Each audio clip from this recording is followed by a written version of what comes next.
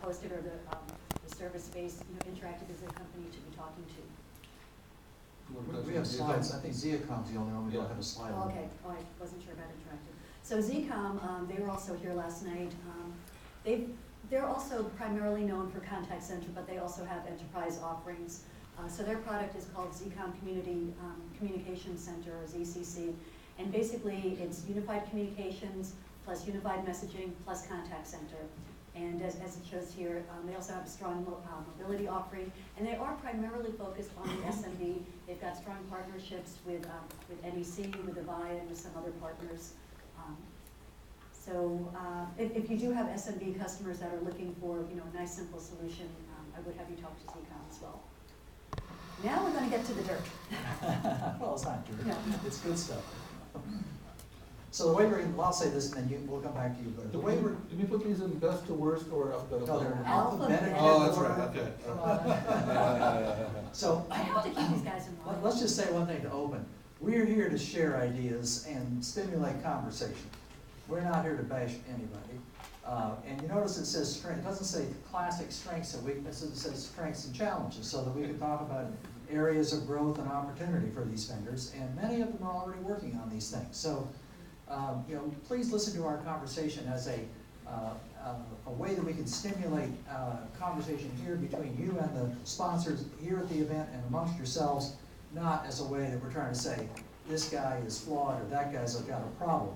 I also will say about this list, the same thing I said about the group from Enterprise Connect. They are all qualified for your customers in some way. So what's the customer requirement? And that will filter out which of them come to the top for that customer. And that's to say, it's true in our consulting practice. I mean, Don and I, if you run through our list of customers, you don't find any pattern of vendors. You find a pattern of matching requirements. So let's go ahead. Blair, you're going to do the strengths, I'm going to do the challenges, and Dave's going to talk about what's new, right? Okay, so the first company we're talking about is Astra.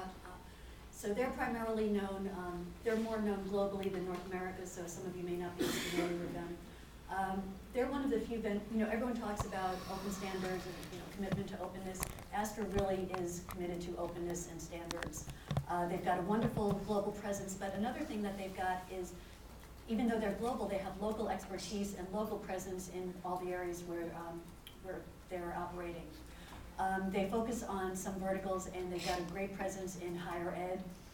Also, one thing, when I was talking to them, they said, people don't really understand that we've got a really solid financial background, and they've been very financially successful, strong growth, consistently. So that's important, because you want to make sure that the vendor you work with is going to be around, in a couple of years. And so Astra has been very financially strong.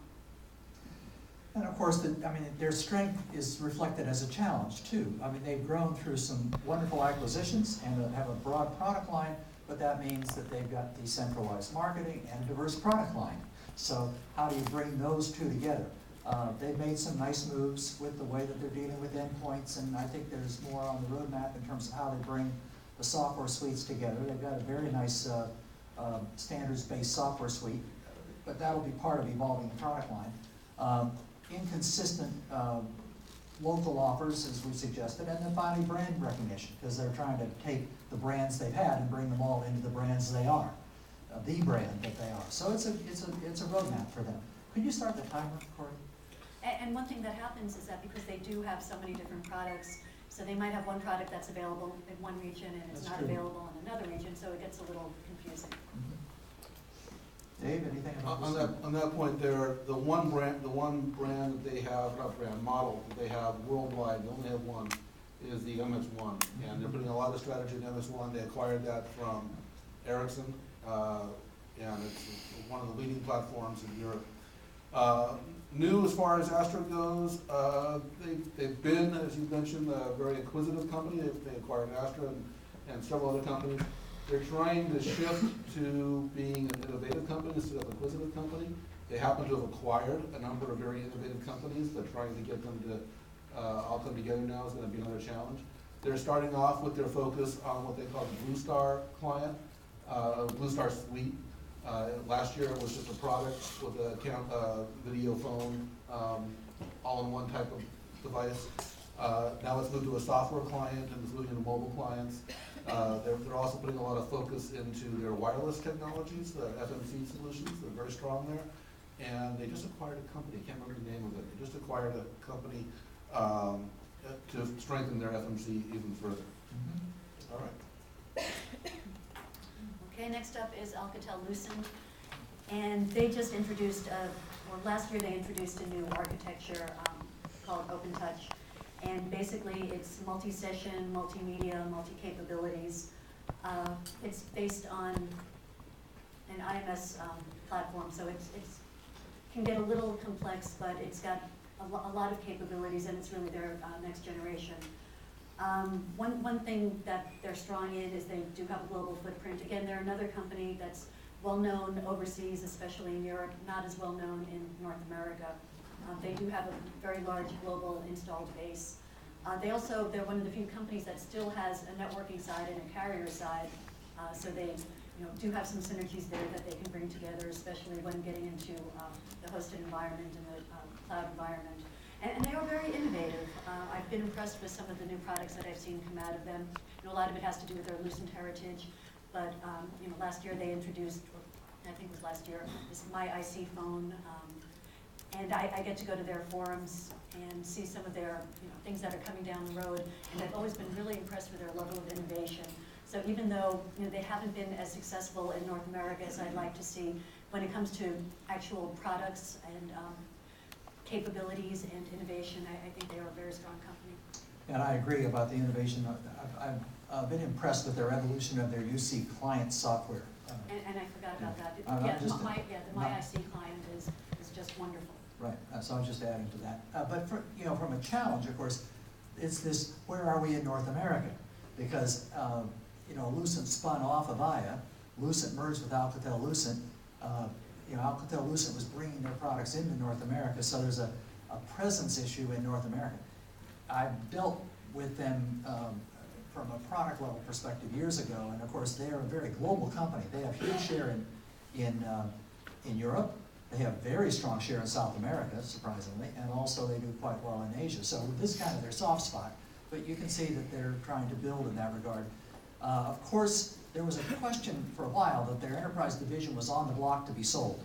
And it appears they've resolved that by selling the Genesis division for a handsome sum, or spinning it out for a handsome sum with an external buyer. And that causes a slight bit of disruption. How is that Genesis partnership going to work? Because that's the contact center portion of their portfolio now. My guess is that both companies, both Genesis and Alcatel-Lucent, are incented to make that work well, and they will sort it out, is my expectation. So those are the main challenges, just kind of the ongoing evolution of a company in the market and getting into North America. They don't have a lot new. They're waking up is what's new, I think. They've been struggling with trying to sell off their enterprise division, and there was a lot of ambiguity about what the enterprise division was. Was it the networking? Was it the voice? Was it just Genesis? And so, as far as we know, that's over. They're committed to everything but Genesis. They got rid of Genesis. Well, and they're still the largest reseller of Genesis. Okay, so I did not know that. So they're waking up. They're at Interop this week. They're there mostly with their networking division. They've got some very high-end switches.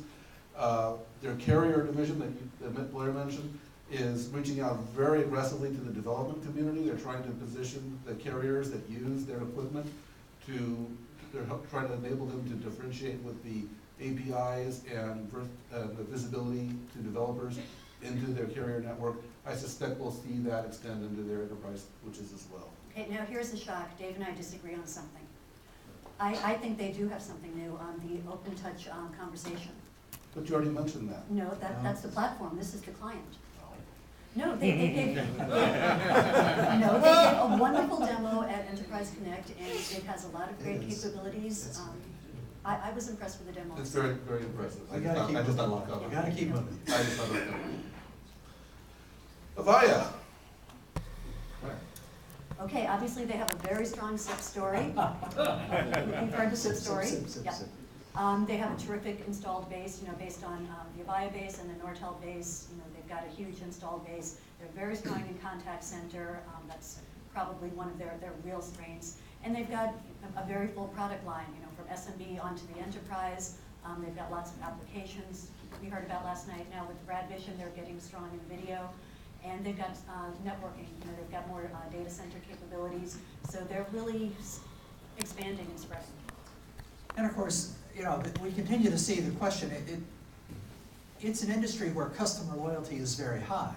So a number of customers have still their Nortel equipment and value it and want it to be continually maintained.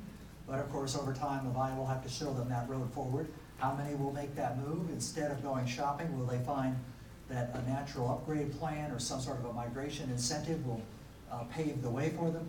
That's going to be a challenge. The roadmap is going to, so roadmap will take work could sound like negative, like it's going to be work they can't do. I don't mean that. What we heard yesterday, and Greg even said it, this is going to be a lot of work. That's what he said. So it's going to take a lot of work to do all those things they say and to bring the product lines entirely together. It will require change for customers. Even moving to Flare is a change for a customer.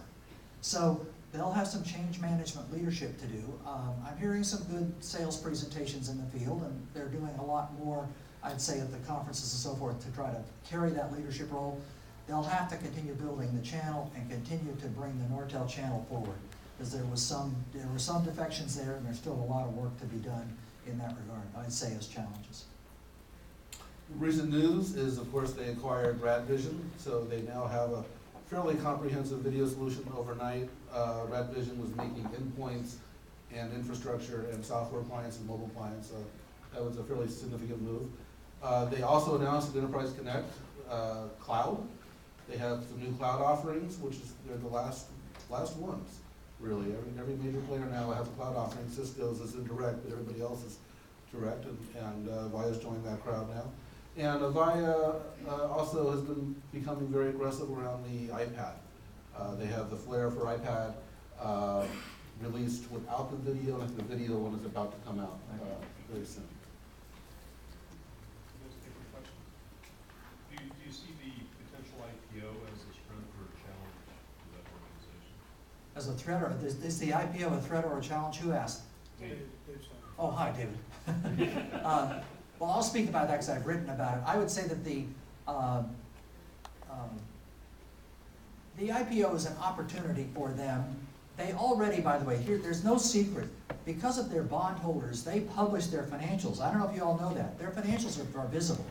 So you can go see it. They're a cash break-even company. They have positive EBITDA, earnings before income, taxes, depreciation, and amortization, but they do not have profit, bottom line. So they're right at that cusp. The proceeds from the IPO are supposed to go to pay down bonds, so it doesn't change the operating cash position. They have unused lines of credit, so they have financial wherewithal to do the job, is what I'd say. So I'd say it's an opportunity for more visibility, but it doesn't change the structure. I'm going to throw out one other change going on at Avaya is they're becoming a West Coast company. Most of their leadership now is on the West Coast. They've always been traditionally East Coast. And just recently, 2 weeks ago, there were some major changes at Avaya as well. Next. Okay, Cisco. We all know that Cisco's been moving, the past few years from voice over IP to UC and now to collaboration, and they're really making a big, strong story in collaboration, and they're really helping to, get everyone on board with this collaboration story. They also talk about video everywhere, and John Chambers talks about video is the new voice, and they've got applications and capabilities to back it up. They've got Tamberg, CS, they've got an App HQ for applications. So they're really expounding the video story, and they're the huge gorilla when it comes to video. They're also very strong when it comes to cloud and virtual offerings. They've got a ton of partners now. A lot of the big carriers and service providers that are hosting and providing the cloud services. Obviously, they've got the dominant IP network position, and they really take advantage of that. Just like people used to say with IBM, you're not going to get fired for purchasing IBM. It's the same thing with Cisco. The IT people know them, they're comfortable with them, and Cisco's leveraging that position. And strong distribution and channel. I hear stories so many times from companies that say, or customers that will say, yeah, I had some of the vendors come in, and Cisco had 10 people, and these other vendors had 1 or 2 people. So they've got very strong channel distribution and presence. Now, One other thing I want to say. Yes, what? I'm also a huge fan of they've got something called Customer Business Transformation Group, where they really work with the end users, the customers, to help them understand how to transform their businesses, understand what the use cases are, and how they can use collaboration and unified communications technologies to help them with their businesses. right. And by the way, the person responsible for strong distribution and channel is right here in the room, Richard. Great job. You know, challenges, by the way, we kind of put the same number on the top and the bottom, so it's not like maybe we went fishing for things to put there, but a couple of them just say perceive. And the second thing, perceive is more expensive. Richard said, well, we're not cutting prices. We're happy to be out there leading the way. But the point is, they are very competitive, even though there's some perception that they are more expensive. Don and I've seen proposals where their channel players are right in there pushing other people aside based on an attractive price and often based on an attractive configuration and the right cool licensing, Cisco Unified Workplace licensing. The other points we make, they're still working hard on low-end SMB. I actually think their hosted collaboration solution coming from the carriers may actually fill that gap, as well as some of the product moves they've made. Perceived as a walled garden, maybe that's just because they want to do it all. And so it's kind of a yin-yang thing. If I do it for everybody, if I do everything the customer needs, then I look like I've got a closed environment.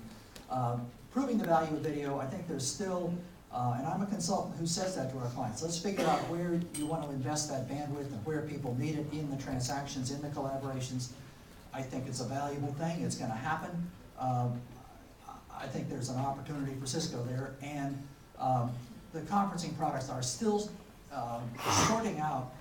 We heard at the summit in Miami last December that there are some very interesting things coming. I think the Jabber client is just the beginning of that, and if it weaves together Meeting Place, Jabber, and WebEx, which is, and SIA, and Claude, I mean, if it brings all those things together, it could be fabulous. So it's just a challenge in progress is what I would say.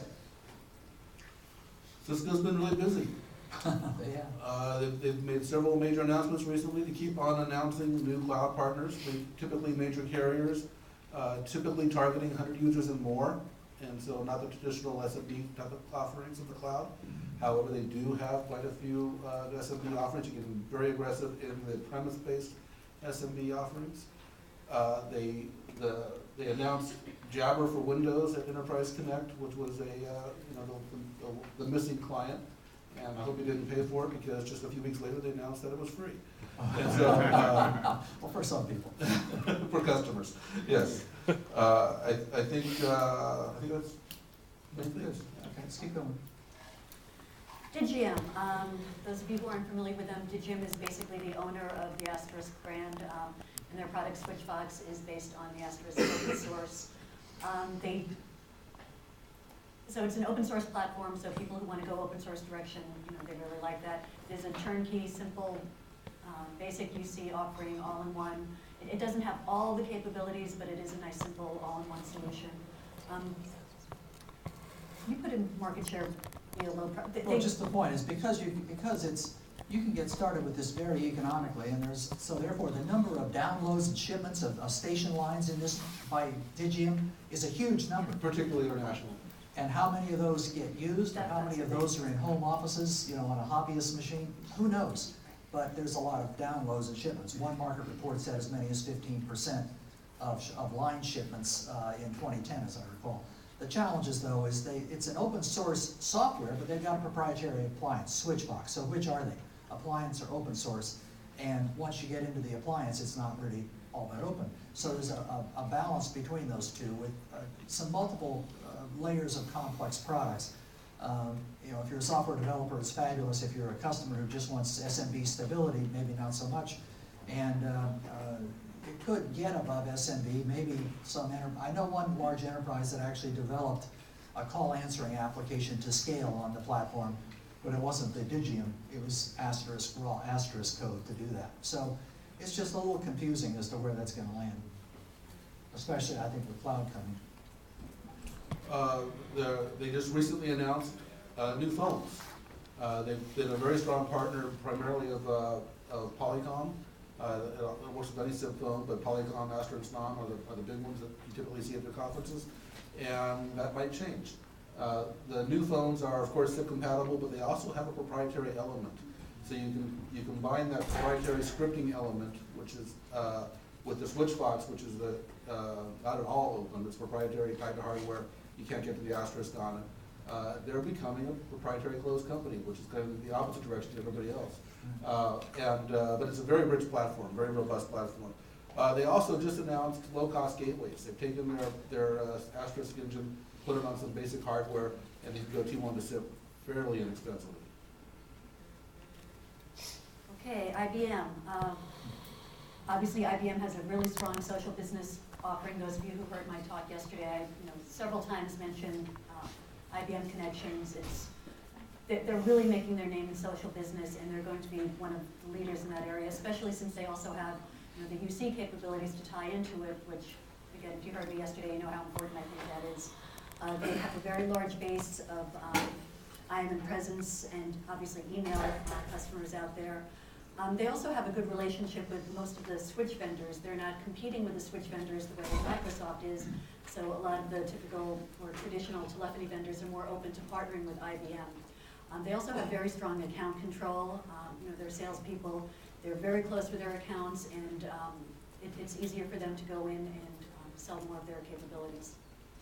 So in terms of challenges, the first one is actually the most interesting, I think. The Lotus brand losing mindshare. I think that's on purpose. IBM is moving it to the IBM Connections brand. They're taking Lotus out of the brand name. So anybody that was kind of loyal to Lotus, I don't know what you're going to call it, IBM Sphere, once it's no longer Lotus Sphere, but it's still one of the best trade shows in the industry, by the way. But that's changing, and that change always, of course, causes a little bit of churn in the market. The next couple, UC market share, that's when you go look at the UC analysts and say, how much share are they getting? Well, if you go back and look at their IM presence and email desktop share, it's still huge. But the point is, how does that get converted into the voice sessions, video sessions, mobility sessions, and conferencing sessions that are part of a broader UC suite? All those things are part of IBM Same Time in its various layers. Those all integrate to IBM Connections. But pulling that whole story forward, I think, is going to be a roadmap for them, a piece of roadmap work. SMB, there was some work going on with partnerships down in the SMB space that have changed, so we're watching to see how that sorts out again. And in terms of working in the voice space, they have a lot of partnerships with the PBX players, and some of the PBX players, I think, didn't necessarily play nice. It's kind of like, we'll be your buddy until we get enough traction ourselves, as opposed to getting married. They were just kind of speed dating, and the voice vendors. So now there's an opportunity, I think, for IBM to restate its presence and assert itself with Connections, and we'll see how that goes. I think that'll happen, and perhaps Same Time will come out in Connections as the voice answer, maybe without the partners at the table. We covered quite a bit of that on UC Strategies with after their last Lotus Sphere just a few months ago. I think the main thing that's worth mentioning here is they're really distancing themselves from Unified Communications. They're building themselves as a social company, and they want to be part of the social future. They don't mention UC anymore at all, and in fact, their UC products, Same Time, doesn't seem to be getting the same type of billing that it used to. They seem to be backing that down.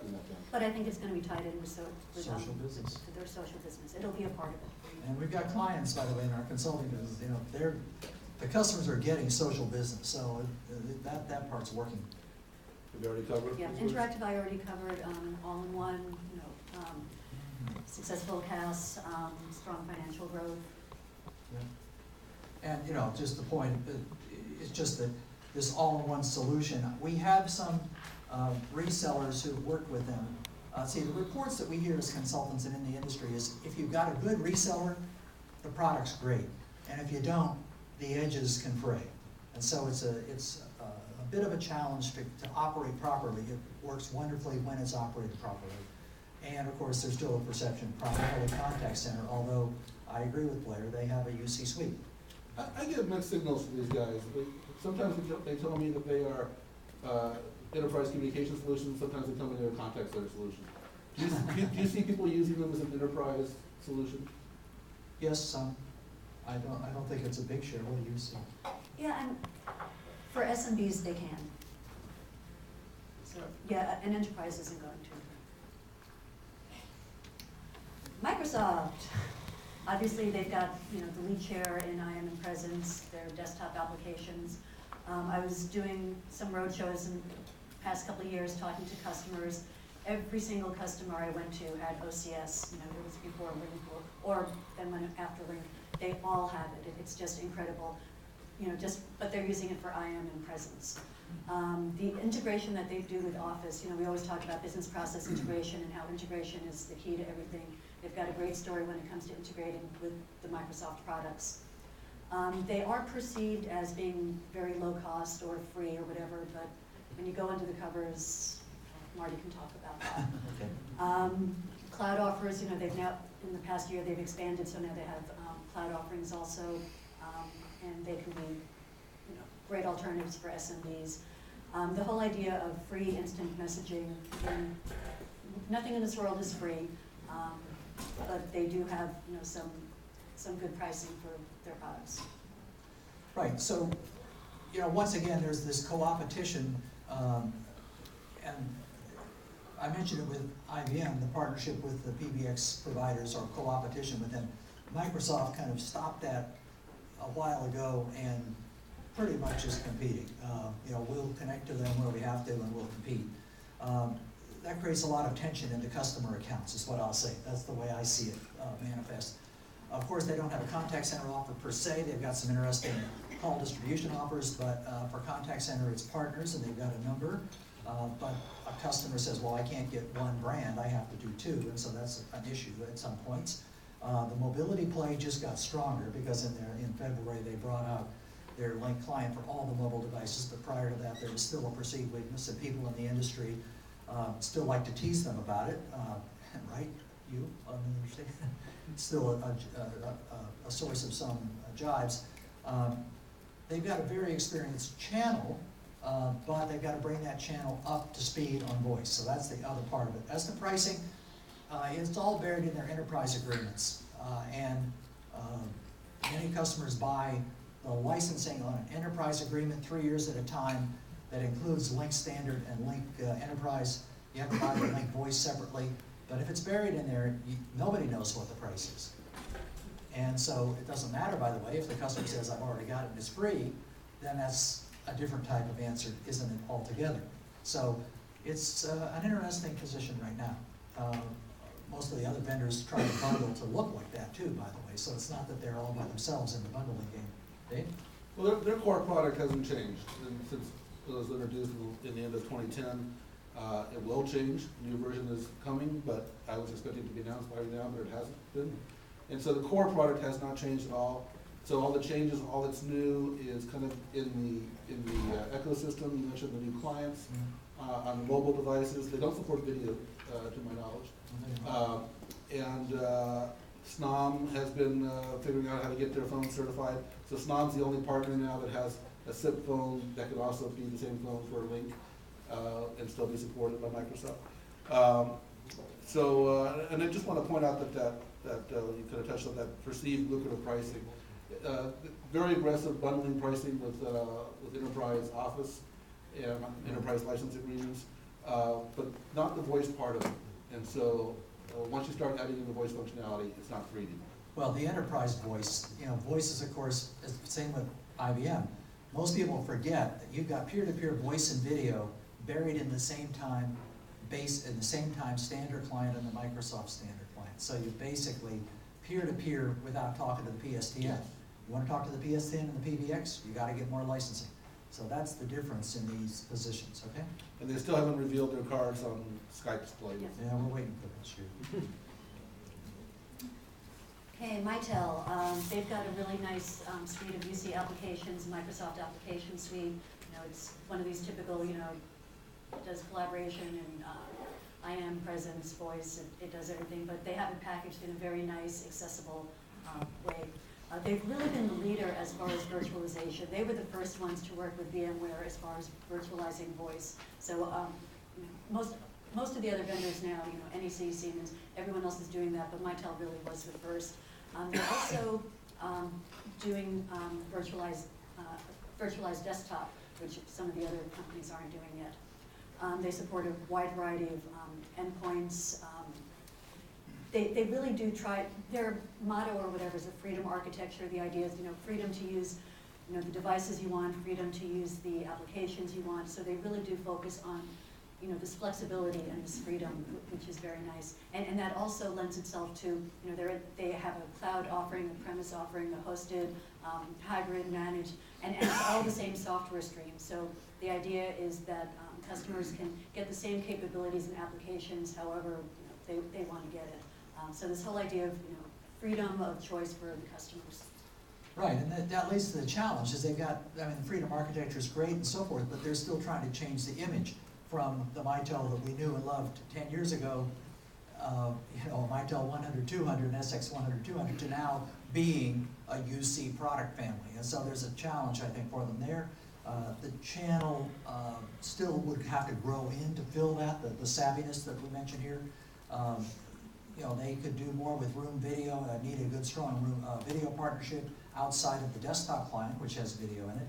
And distribution partner means where's their Ingram Micro or their CDW or their ScanSource Inc. or who's helping them go to market, especially in an SMB marketplace. You want a two-tier partner that's pretty strong. So as we said, voice, hospitality, SMB looks like the brand, but there's more that could be done. On the new side, about a year ago, they changed their CEO, which may not be new or not. They've done a fairly major change in their channel direction. They've pretty much stopped selling direct, except for some legacy accounts. Today or tomorrow at Interop, they're announcing a new VMware pay-as-you-go service. And so they're actually getting to the Rackspace type of Amazon type of services now. So you can buy their licenses and run it on a hosted VMware. They have a mobile client, it's called Mitel Anywhere, and I think it's the only one in the industry that can actually do SMS with your mobile, with your work number, not your cell phone number. And so, I think that Mitel. Yeah, okay. Okay, NEC, obviously, Jay just told you everything about NEC, well, a lot about NEC. They do have a very broad range of product offerings. So they have a very complete offering. They have a great vertical market focus, hospitality, healthcare, I don't remember the whole list, but if you are vertically focused, they're really strong in this area, and they have applications and capabilities and devices that are aimed at these different verticals. And some of the demonstrations I've seen, that they can do things for these verticals that you just don't see other vendors doing because they just don't have that focus. They do have products available worldwide, and if you look at worldwide market share, they are very strong. And their packaging for their appliance, from what I hear, the customers like it, the resellers like it. It's nice and easy, and it works. Yeah. As to challenges, again, licensing. Everybody's got this challenge. Can't this whole world be a little simpler? Is my question. But they've got this same issue. I think it started with the whole evolution from, like the SV8500 into Univerge and now into 3C. I think the 3C mode in the cloud is going to simplify that. I think they're on the right track with that. The 3C model, again, it requires the full UC capability within the partner community. Many of you have that here in this room, but out in the larger world, perhaps not so much. Marketing, it appears, could be a little bit stronger, and again, the distribution conversation into the small mid-market. Again, perhaps the cloud will change that, but a partnership might still work. Well, the big news is the cloud. We've already covered that. If you've heard of Spherical before, the brand, the name Spherical is going away, or is already gone, I think. But the technology is not. It's been repositioned, and it's now part of a big family of the way the products tie together. There used to be two kind of separate products. Now they've really brought them together very nicely. They're one of the handful of brands that's available worldwide. And I wanted to mention that I think I got it. Did I miss something? I'm kind of rushing now, so hope not. ShoreTel, they've got a nice appliance solution, again, aimed at, their real strength is low TCO and low price, and that's what they really focus on. And customer satisfaction, they've done all these independent studies that say, they're number one in TCO, number one in customer sat. I didn't do those studies, I can't vouch for them, but that's how they're presenting themselves. But they do have a simple deployment and management because of this appliance-based product. They have some strong mobility offerings because of an acquisition last year. And now they're also getting to the cloud because of their acquisition with M5. Right, and so their challenge, I think, as they try to grow into larger enterprise markets, is going to be their size. And of course, Interactive Intelligence has that same. Both of those companies are about $200 million a year in a $2 to $4 billion market. Their competitors all are 10 times, 20 times larger than they. So that's a challenge, I think, as they try to go into the larger market spaces. A few limitations that they try to get into large. I think the appliance model they have is a very clever model. It makes it easy to install and maintain, but do I want racks of those in order to go to scale? It's those kind of challenges. They're moving to a VM option, as I understand it. That might bring them into the large enterprises more flexibly, and of course, they have yet to take a position. They've announced just last week their CEO was in a public forum talking about ideas such as we heard from NEC, but obviously they're not out ahead of NEC on a cloud offer.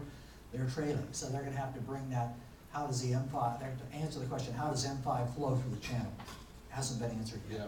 They're pilot testing with 10 vendors, but it's not answered. So by far the biggest news is, of course, the M5 acquisition. Keep in mind that M5 and ShoreTel are completely incompatible with each other, and so they've got a lot of integration work to do there.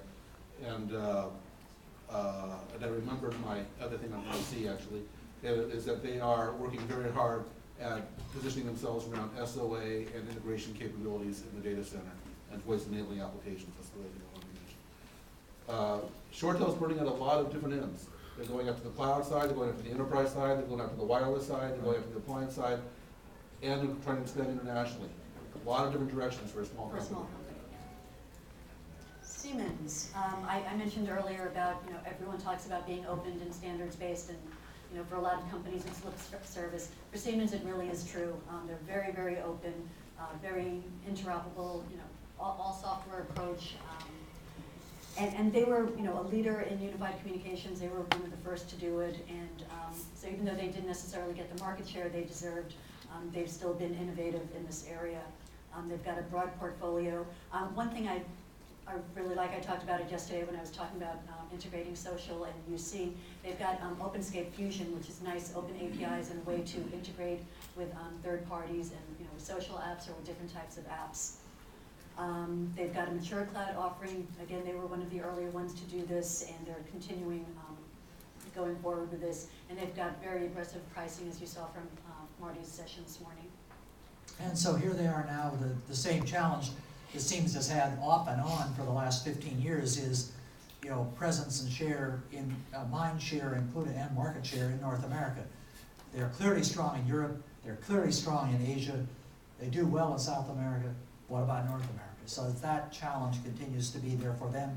Of course, Siemens Enterprise Networks, Enterprise Communications, the Siemens part of that we understand needs to be rebranded as part of the spin-out contract. So sometime soon they'll have to deal with the name change as well, which is always an uphill battle. But I think they're prepared to do that aggressively, and let's just see how they do as they continue to work on their vertical marketing and their channel build out. The most interesting thing I saw in their booth at Enterprise Connect was their integration with Google Apps. This is on their premises product, not their hosted product, which I think is a mismatch. When they fix that, I think it'll be very, very interesting for SMB. But they have a very tight integration with Google Apps to the point where you can actually change your call routing based on your location of where your cell phone is, draw a map, draw a line on the map on Google Maps. Very impressively integrated with the entire Google Apps suite, and they are working to bring that over to their hosted services. And their hosted services is becoming very aggressive. They're really getting some good traction on that. Okay. So we're out of time. We've actually used up the time. Let's ask the questions. We use the time, they give us more. Well, I kept adding the time to the clock. That's